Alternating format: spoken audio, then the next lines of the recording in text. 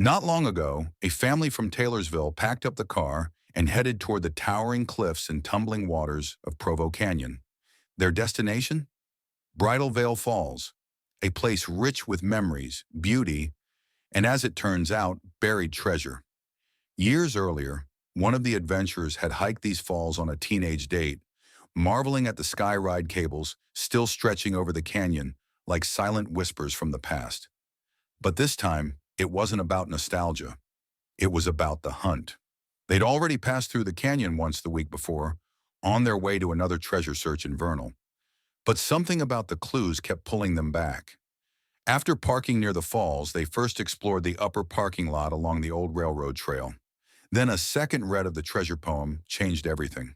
Heading to the north side of the river, between the falls and the lower parking area, the driver was creeping along slowly when suddenly, a voice from the passenger seat shouted, "That's the tree!" Chaos ensued. The car wasn't even parked yet when the kids flung open the doors, ready to pounce. A quick word of caution got everyone to pause long enough for the car to find a safe spot.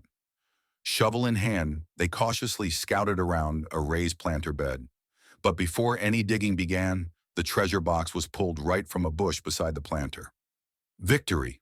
The location? Bridal Veil Falls, Provo Canyon, Utah, on the north side of the river between the falls and the lower parking lot, tucked in a bush near a planter box. They weren't the only ones who had searched there. A relative had scoured the area just weeks earlier with no luck.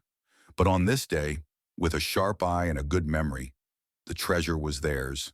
And while the family prefers to keep their faces off YouTube for personal reasons, their story, full of excitement, teamwork, and a little canyon magic, deserves to be told. Happy hunting, treasure seekers.